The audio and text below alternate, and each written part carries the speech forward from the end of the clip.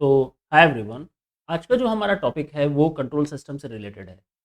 As a instrumentation engineer आपको control system के बारे में समझना ही पड़ेगा और आपने बहुत open loop control system, close loop control system, embedded control system के बारे में सुना होगा। तो आज हम ब्रीफली डिस्कस करेंगे अराउंड 12 टाइप के कंट्रोल सिस्टम। ये वीडियो थोड़ा सा लंबा होने जा रहा है, इसलिए इस वीडियो को दो पार्ट में डिवाइड किया गया है। पहले फर्स्ट पार्ट में हम डिस्कस करेंगे 1 से लेकर 6 तक कंट्रोल सिस्टम।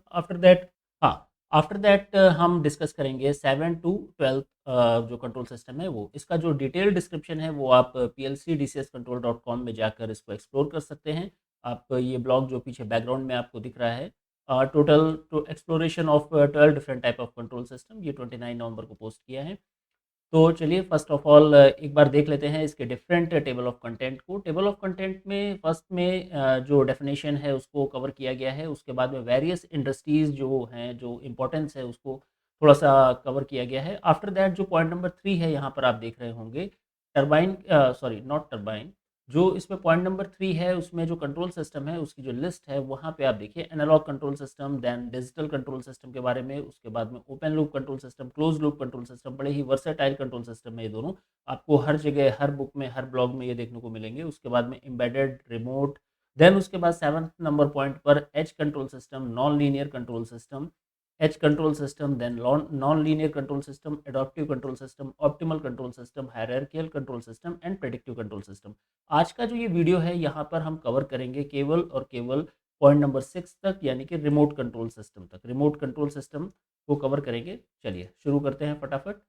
अभी आप जो डेफिनेशन ऑफ कंट्रोल सिस्टम है एक बार उसको देखते हैं कि बेसिकली कंट्रोल सिस्टम क्या है। कंट्रोल सिस्टम क्या करता है कि किसी भी जो हमारा प्रोसेस है उस प्रोसेस में जो डिफरेंट एलिमेंट्स लगे होते हैं, कंट्रोल एलिमेंट्स जिनको हम बोलते हैं, जो कि कंट्रोल वॉल्व होते हैं, कुछ सेंसर्स लगे होते हैं जैसे कि प्रेशर सेंसर, टेम्परेचर सेंसर, उनसे इनपुट लेकर एज पर आवर लॉजिक कह सकते हैं या फिर एज पर आवर रिक्वायरमेंट उनको इंस्ट्रक्शन देता है, किनको, कंट्रोल एलिमेंट्स को। तो उसके थ्रू होता क्या है कि जो कंट्रोल एलिमेंट्स होते हैं उनका प्रोसेस इस तरीके से होता है कि वो प्रॉपरली कंट्रोल एलिमेंट को ऑपरेट करे और उसके थ्रू प्रोसेस हमारा एग्जीक्यूट होता रहे। और ये सेफ्टी के लिए बहुत इंपॉर्टेंट है, बिकॉज जो सेफ्टी इंस्ट्रक्शंस होते हैं वो भी इसमें इंक्लूडेड होते हैं और डिफरेंट कंडीशन आने पर ये सेफ्टी इंटरलॉक्स और ट्रिप्स को इनिशिएट करते हैं। तो चलिए चलते हैं हम फटाफट। हमारा जो फर्स्ट कंट्रोल सिस्टम है, हाँ, इसका जो इम्पोर्टेंस है एक बार उसको भी देख लेते हैं। बहुत ही शॉर्ट में हम इसको कवर करेंगे जो इसका इम्पोर्टेंस है। सबसे पहला इम्पोर्टेंस जो इसका पॉइंट है, ये कंट्रोल सिस्टम लगाए क्यों जाते हैं, that is precision and accuracy देते हैं। ये हमें बहुत ही प्रिसाइज कंट्रोल देते हैं। छोटे छोटे जो सेट पॉइंट्स होते हैं उनको अचीव करने में मदद करते हैं। एक्यूरेसी, इससे प्रोसेस और जो चीज़ों की एक्यूरेसी है वो बहुत अच्छे से हम उसको अचीव कर पाते हैं। देन एफिशिएंसी, नो डाउट जब हम प्रोसेस एक्यूरेसी अचीव करेंगे तो हमारे सिस्टम की एफिशिएंसी बढ़ेगी ही बढ़ेगी। उसके बाद में सेफ्टी, जैसा कि अभी हमने डिस्कस किया, सेफ्टी के जो कुछ पॉइंट्स हैं वो भी ये कवर करता है। इंटरलॉक्स और जो ट्रिप कंडीशंस होती हैं वो सेफ्टी के पॉइंट ऑफ व्यू को रखते हुए बनाया जाता है। तो बेसिकली कंट्रोल सिस्टम क्यों इंपॉर्टेंट है किसी भी प्रोसेस इंडस्ट्री के लिए। कंट्रोल सिस्टम का रोल सेम आप ऐसे ही कह सकते हैं जैसे कि आप एक ड्राइवर, किसी भी व्हीकल को ऑपरेट करने के लिए एक ड्राइवर चाहिए, उसी तरह एक इंडस्ट्री को, एक प्रोसेस को ऑपरेट करने के लिए कंट्रोल सिस्टम चाहिए। जो लॉजिक है that is equivalent to brain. चलिए, तो different type of control system, सबसे पहले हम कवर करेंगे एनालॉग कंट्रोल सिस्टम। ये एनालॉग कंट्रोल सिस्टम क्या होता है? देखिए, पहले जो बहुत जब हमारा डिजिटलाइजेशन नहीं हुआ था, जब हम डिजिटल एज में, डिजिटल एरा में नहीं पहुंचे थे, उस समय हम एनालॉग कंट्रोल सिस्टम को ही यूज़ करते थे। एनालॉग कंट्रोल सिस्टम में क्या है कि चीज़ें कंट्रोल कैसे होती, चीज़ें कंट्रोल होती थी हमारी टोटली एनालॉग फॉर्म में। हम डेटा को रिसीव करते थे एनालॉग फॉर्म में, सेंसर से डेटा लेते थे वो भी एनालॉग फॉर्म में, और उसको प्रोसेस करते थे वो भी एनालॉग फॉर्म में। अब एनालॉग फॉर्म में डेटा कैसे प्रोसेस होता है, आपने पीआईडी कंट्रोलर्स के बारे में सुना होगा। आजकल जो पीआईडी कंट्रोलर हम यूज़ करते हैं वो कंट्रोलर हमारे डिजिटल कंट्रोलर में कन्वर्ट हो चुके हैं। हाँ, आजकल जो आपने पीआईडी कंट्रोलर के बारे में सुना होगा वो हम आजकल जो डिजिटल कंट्रोलर यूज़ कर रहे हैं उसमें पीआईडी कंट्रोलर इंक्लूडेड है। बट इनिशियली जब वो पहले पीआईडी कंट्रोलर डिजिटल कंट्रोलर नहीं हुआ करते थे, उस कंडीशन पे ये पीआईडी कंट्रोलर्स हमारे, जैसा कि आप स्क्रीन पे देख रहे हैं, ये एक इसका स्केच डायग्राम है, मैनुअल स्केच डायग्राम। और इसमें जो पी कंट्रोलर है, इसमें गेन को इंक्रीज़ करने के लिए रजिस्टर होते थे, कैपेसिटर्स होते थे, उनकी वैल्यूज़ को चेंज करके हम इसका गेन चेंज करते थे, इसकी टाइमिंग चेंज करते थे। Same integral and derivative controller. तो ये टोटली जितने भी कंट्रोलर्स एनालॉग कंट्रोल सिस्टम, वो कंट्रोल सिस्टम जो आजकल यूज़ नहीं होता है, बट यहाँ पर जो भी कंपोनेंट हम यूज़ करते थे वो टोटली एनालॉग कंपोनेंट ही होते थे। इसके बाद में इसमें फीडबैक मैकेनिज्म भी होता था। तो आगे चलते हैं। अब इसके बाद में कुछ एग्जांपल देखते हैं एनालॉग कंट्रोल सिस्टम के। देखिए, एनालॉग कंट्रोल सिस्टम का एग्जांपल जो है, एक तो थर्मोस्टेट है और उसके बाद में कुछ मोटर कंट्रोल के स्पीड कंट्रोलर्स हैं, मोटर के स्पीड कंट्रोलर्स हैं, ओके? जो इनिशियली यूज़ होते थे, बट आजकल हम डिजिटल कंट्रोल सिस्टम यूज़ करते हैं। चलिए डिजिटल कंट्रोल सिस्टम के बारे में देखते हैं। डिजिटल कंट्रोल सिस्टम देखिए ऑपरेट किस में करता है, 0 एंड 1s में ही ऑपरेट करता है। ये आप इसमें जो खास बात है इसके डिजिटल कंट्रोल सिस्टम की, ये 0 और 1 के सिग्नल को, डेटा को लेता है, उसको कन्वर्ट करता है और उसके बाद में उसी 0 और 1 पे बाइनरी सिस्टम पे अपना लॉजिक इंप्लीमेंट करता है और आउटपुट जनरेट करता है। ठीक है? तो ये देखिए एक स्केच डायग्राम आपको दिखेगा जो कि डिजिटल कंट्रोल सिस्टम का है। यहाँ पे आप देखिए, जो ये कर्सर आप देख रहे होंगे डिजिटल कंट्रोल सिस्टम का, यहाँ पे कंट्रोल डिजिटल रेगुलेटर हम इसको बोल सकते हैं, या फिर ये एक सीपीयू है जो कर्सर दिख रहा होगा। इसमें साथ ही एक एनालॉग टू डिजिटल कन्वर्टर लगा हुआ है और उसके आउटपुट में डिजिटल टू एनालॉग कन्वर्टर लगा हुआ है, क्योंकि यहाँ पर हमने ये एज्यूम किया है कि जो हमारे डिवाइसेस हैं ये एनालॉग डिवाइसेस हैं। जो आउटपुट जनरेट हो रहा है वो भी एनालॉग फॉर्म में जनरेट हो रहा है और जो हम डेटा ले रहे हैं वो भी हम एनालॉग फॉर्म में ले रहे हैं। बस हम उसको कंट्रोल जो कर रहे हैं that is for digital control. Okay? चलिए, अब इसका भी एग्जांपल जो इसमें खास बात क्या है इसका, देखिए एनालॉग कंट्रोल के बेसिस पे अगर हम एनालॉग कंट्रोल की बात करें तो इसमें क्या खूबियाँ हैं। एक तो प्रिसीजन, इसकी एक्यूरेसी ज़्यादा है एनालॉग कंट्रोल के रेफरेंस में, और दूसरा जो इसकी फ्लेक्सिबिलिटी है वो बहुत ही ज़्यादा है, बिकॉज़ इसमें आप लॉजिक को अपलोड डाउनलोड कर सकते हैं, आप लॉजिक को ईज़िली चेंज कर सकते हैं, फ्लेक्सिबिलिटी बहुत ज़्यादा है। एनालॉग कंट्रोलर में क्या होता था कि आपको फ्लेक्सिबिलिटी इतनी नहीं मिलती थी। आपको अगर कोई चेंजेस करना है तो आपको हार्डवेयर लेवल पे जाके चेंजेस करना पड़ता था, या फिर फॉर एग्ज़ाम्पल आपको कैपेसिटर की वैल्यू चेंज करनी है तो आप इतना ईज़िली आप चेंज नहीं कर सकते थे जितना ईज़िली आप डिजिटल कंट्रोलर में चेंज कर सकते हैं। ओके? इसके भी एग्ज़ाम्पल्स एक बार देख लेते हैं। देखिए, इसके जो एग्ज़ाम्पल हैं वो हम इंडस्ट्रियल कंट्रोल सिस्टम की अगर हम बात करें, तो इंडस्ट्रियल कंट्रोल सिस्टम में आप डिजिटल थर्मोस्टेट की बात कर सकते हैं, जहाँ पे आप डेटा लेते हैं टेम्परेचर एलिमेंट और उसको देखते हैं। एचवीएसी सिस्टम वगैरह इसका बहुत अच्छा एग्जांपल है। उसके बाद में आप हम बात करेंगे, जो हमारा थर्ड कंट्रोल सिस्टम है ये है ओपन लूप कंट्रोल सिस्टम। इसका आपने बहुत ही ज़्यादा इसको सुना होगा कि what is open loop control system, close loop control system. तो ओपन लूप कंट्रोल सिस्टम को हम डिस्कस करते हैं। अगर हम बात करें ओपन लूप कंट्रोल सिस्टम की, तो ये अकॉर्डिंग टू माय ओपिनियन ये कोई कंट्रोल सिस्टम नहीं है, ये एक इंस्ट्रक्शन प्रोवाइड करने के लिए एक सिस्टम बनाया हुआ है। नो डाउट ये कंट्रोल करता है, लेकिन इसमें इसका जो स्केच है, जो इसका डायग्राम है वो कुछ इस तरीके, क्योंकि इसमें फीडबैक नहीं है, ठीक है? और ये कंटीन्यूअस ऑपरेट नहीं होता है, इसमें हमने एक कमांड और इंस्ट्रक्शन दे रखा है। जब हम कमांड और इंस्ट्रक्शन देते हैं तो लॉजिक के अकॉर्डिंग ये आउटपुट जनरेट करता है, that is open loop control system. इसमें कोई फीडबैक नहीं है, ये एक सिस्टम जो जनरेट करता है आउटपुट, ये हम हमारे कमांड और इंस्ट्रक्शन के बेस पर ही वर्क करता है।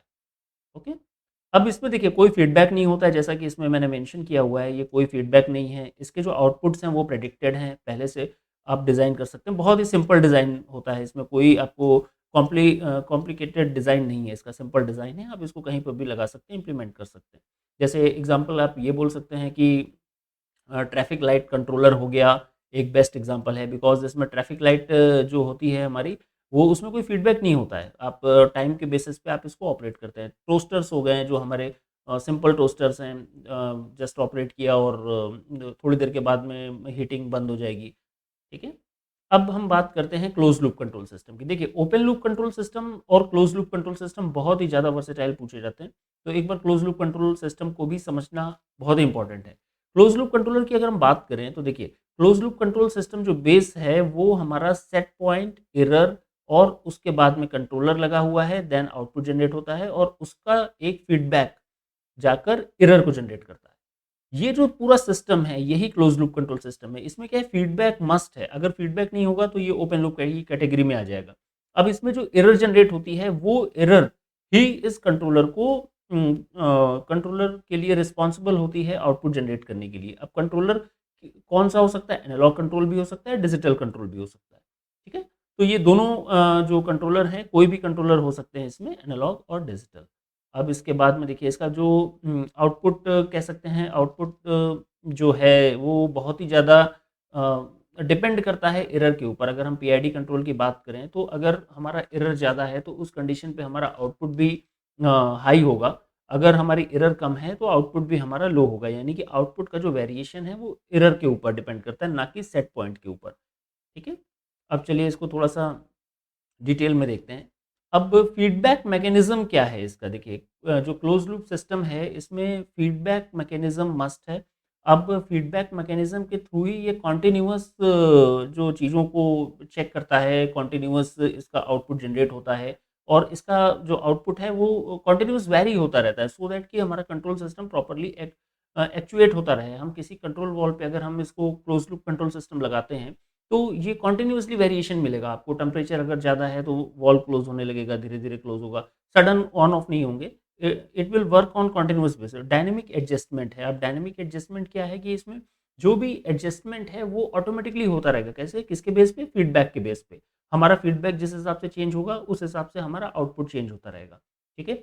इसमें स्टेबिलिटी बहुत होती है। क्लोज़ लूप कंट्रोल सिस्टम जो है वो बहुत ही ज़्यादा स्टेबल होता है एंड दैट्स व्हाई ये जो प्रोसेस है वहाँ पे क्लोज लूप कंट्रोल सिस्टम को ही प्रेफर किया जाता है। ये डिज़ाइन ही ऐसी होती है कि ये सिस्टम अनस्टेबल चीज़ों को भी, प्रोसेस को ये स्टेबल करता है, क्लोज लूप कंट्रोल सिस्टम।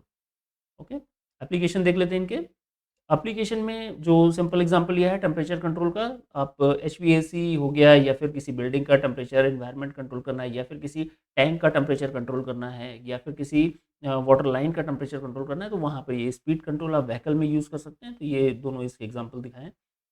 चलिए अब बात करते हैं हम एम्बेडेड कंट्रोल सिस्टम की। थोड़ा सा डिफरेंट है एंड ये एम्बेडेड कंट्रोल सिस्टम इंडस्ट्री में रहने वाले लोगों के लिए, जो प्रोसेस इंडस्ट्री से जुड़े हुए हैं शायद ये उनके टच में नहीं है, बिकॉज इसका जो कॉन्सेप्ट है थोड़ा सा डिफरेंट है। आपने वॉशिंग मशीन देखा होगा, बेस्ट एग्जांपल है एम्बेडेड कंट्रोल सिस्टम का। एम्बेडेड कंट्रोल सिस्टम में क्या है कि जो हमारा प्रोसेसर होता है, चलिए एक बार इसका स्केच देख लेते हैं। देखिए ये इसका स्केच है एम्बेडेड कंट्रोल सिस्टम का। एम्बेडेड कंट्रोल सिस्टम में हमारी जो डिवाइस है वो डिवाइस के ऊपर ही हम हार्डवेयर माउंट करते हैं, उसमें ही प्रोसेसर होता है, कंट्रोलर होता है। ठीक है? अब ये जो कंट्रोलर होता है जो स्केच में आप देख रहे हैं, देखिए पहला तो ये एक सीपीयू हो गया, उसके साथ में मेमोरी ब्लॉक हो गए, देन कुछ बफर्स होते हैं वो हो गए। अब इनका फंक्शन क्या होता है? देखिए इसमें सबसे पहले तो जो सिस्टम सेट पॉइंट जनरेट होता है, जो सिस्टम सेट पॉइंट हमारा आ रहा है, ये सिस्टम सेट पॉइंट कौन जनरेट कर सकता है? या तो प्रोसेस जनरेट कर सकता है, या फिर ये यूज़र या फिर ऑपरेटर इसको इंटरवेंशन कर सकता है, इसमें सेट पॉइंट दे सकता है। इसके अलावा इसमें कुछ pre defined set of logics भी होते हैं जो कि अलग अलग कंडीशन आने पर अलग अलग चीज़ों को एक्ट करते हैं एंड साथ में ही इसके सेंसर इनपुट्स भी यहीं पे जाते हैं और आउटपुट भी इसी बफर से ही आता है। अब ये जो सीपीयू और मेमोरी ब्लॉक लगे हैं ये उसके एग्जीक्यूशन के लिए लगे हुए हैं, यानी कि जो भी इसमें बफर डेटा अलग अलग जगह से आया है उसको ये प्रॉपर प्रोसेस करेगा। मेमोरी ब्लॉक में प्री बिल्ड हमारे एप्लीकेशंस होते हैं, एप्लीकेशन नहीं बोल सकते हैं, इस पे प्री बिल्ड हमारे कुछ सेट ऑफ लॉजिक्स होते हैं जो कि मतलब कंडीशंस आने पर ट्रिगर होते हैं और उनको ये ऑपरेट करता है। ठीक है? तो ये जो कंट्रोलर है इसका जो मेन फंक्शन, आप फंक्शन तो आप समझ गए, बट जो इसका मेन कैपेबिलिटी है वो ये कैपेबिलिटी है कि ये अपना प्रोसेस जो डेटा है उसको ये लोकली प्रोसेस कर सकता है। थोड़े बहुत डेटा को जितना इसमें स्टोरेज साइज़ लगा हुआ है, इसको ये यहीं पर प्रोसेस कर सकता है और उसके अकॉर्डिंग ये आउटपुट जनरेट कर सकता है। इसके लिए इसको कोई सेंटर जो मेन कंट्रोल रूम है या फिर कोई पीएलसी है, उसके साथ कम्युनिकेट करने की ज़रूरत नहीं है। तो ये वहाँ पर ईज़ी होता है, जैसे कि एग्ज़ाम्पल लिया हुआ है, वॉशिंग मशीन हो गई, हमारा स्मार्टफ़ोन हो गया, हमारा स्मार्टफ़ोन एम्बेडेड सिस्टम का एक बेस्ट एग्ज़ाम्पल है। ठीक है? चलिए अब हम देखते हैं लास्ट कंट्रोल सिस्टम जो हमारा रिमोट कंट्रोल सिस्टम। ओके, तो रिमोट कंट्रोल सिस्टम में क्या है कि देखिए एम्बेडेड कंट्रोल सिस्टम और रिमोट कंट्रोल सिस्टम में थोड़ा सा फर्क है, बिकॉज एम्बेडेड कंट्रोल सिस्टम जो है उसमें हम डिवाइस के ऊपर ही प्रोसेसर और कंट्रोलर लगाते हैं। ठीक है? रिमोट कंट्रोल सिस्टम का सेंस अलग है। रिमोट कंट्रोल सिस्टम में क्या होता है कि हमारा जो जियोग्राफिकली जो डिस्टेंस है बहुत ज़्यादा होती है हमारे मेन कंट्रोल रूम की और उसके बाद में जो हम लोकल ऑपरेशन कर रहे हैं वहाँ पर। फॉर एग्जांपल अगर हम रिफाइनरी की बात करें या ऑयल लाइन्स की बात करें तो किलोमीटर्स में डिस्टेंस होता है। हमारा जो ऑयल है, ऑयल का फीडिंग हो रही है, जो रॉ ऑयल होता है हमारा वो फीड कर रहा है किसी एक स्टेशन से और वहाँ से अराउंड 20 किलोमीटर अवे उसका मास्टर कंट्रोल रूम है। तो मास्टर कंट्रोल रूम से जो डेटा हम जो कमांड सेंड करते हैं या फिर जो फीडबैक हम लेते हैं वो रिमोट कंट्रोल सिस्टम कहलाता है। अब यहाँ पे क्या होता है कि देखिए वहाँ पर भी ऑलरेडी एक पीएलसी पैनल होगा या फिर एक डीसीएस का एक यूनिट होगा, एक कंट्रोलर होगा, जो कि वहाँ के एक्चुएटर्स के साथ में लिंकअप होगा। हम कोई भी कंट्रोल वॉल्व यूज़ कर रहे हैं, कोई भी टैंक यूज़ कर रहे हैं, वहाँ के साथ वो प्रोसेस को लेगा डेटा को और डेटा को लेने के बाद में वो मास्टर कंट्रोल रूम तक उसको कम्युनिकेट करेगा। कुछ लॉजिक लोकली ऑपरेट करेगा और कुछ सेट पॉइंट वो डिमांड करेगा मेन कंट्रोल रूम से। तो ओवरऑल अगर हम देखें तो इसमें जो मेन फंक्शन है ये it's a part of DCS, ये डीसीएस है, बट जियोग्राफिकली ये बहुत ही ज़्यादा डिस्टेंस पे होते हैं, 10-20 किलोमीटर्स, 5 किलोमीटर्स, और इसके बीच में हम या तो वायर्ड नेटवर्क यूज़ करते हैं या वायरलेस नेटवर्क यूज़ करते हैं। अब इसका जो मेन चैलेंज होता है वो चैलेंज क्या होता है कि हम जो नेटवर्क का लेटेंसी और डिले जो नेटवर्क में आता है, जो हमने कमांड दिया और उस कमांड को इस कंट्रोलर यहाँ से हमने कमांड जनरेट की और इस कंट्रोलर तक पहुँचने में जो डिले लगा, उस डिले को हमें कम करना होता है। तो ये इसका सबसे बड़ा ड्रॉबैक कह सकते हैं या फिर जो इसका बॉटलनेक है वो यही होता है कि हम नेटवर्क जो यूज़ कर रहे हैं, उस नेटवर्क में बहुत ही ज़्यादा डिले नहीं होना चाहिए। डिले जितना कम से कम है, उतना हमारा कंट्रोल सिस्टम ईज़िली ऑपरेट करेगा। तो ये रिमोट कंट्रोल सिस्टम होता है। आई थिंक ये समझ में आ रहा होगा आपको। और उसके बाद में ये इसका जो पर्पज़ है, चलिए एक छोटा-सा एग्ज़ाम्पल टीवी का रिमोट कंट्रोल सिस्टम आप ले सकते हैं, जो आप सोफ़े में बैठ के ईज़िली आप टीवी को ऑपरेट कर सकते हैं। एंड देन सेकंड जो एग्ज़ाम्पल लिया है, वो इंडस्ट्रियल प्रोसेस को ले सकते हैं। Remote control system is employed in industries for operating machine in hazardous और हार्ड टू रीच लोकेशन। यानी कि कोई हैज़ार्डियस मशीन है जो बहुत ही डिस्टेंस पे लगी हुई है, तो वहाँ पर भी उसको ऑपरेट करने के लिए हम यूज़ कर सकते हैं इस सिस्टम को। ओके? वीडियो को यहीं फिनिश करते हैं। होप कि ये जो कंट्रोल सिस्टम अभी हमने डिस्कस किए ये आपको समझ में आए होंगे। अगर आपको अभी इसके आगे के जो 6 कंट्रोल सिस्टम है वो मैं नेक्स्ट वीडियो में डिस्कस करूँगा और होप कि ये वीडियो आपको अच्छा लगा होगा। अगर आपने इस चैनल को अभी सब्सक्राइब नहीं किया है तो चैनल को सब्सक्राइब करिए एंड आज के लिए इतना ही एंड थैंक्स फॉर वॉचिंग।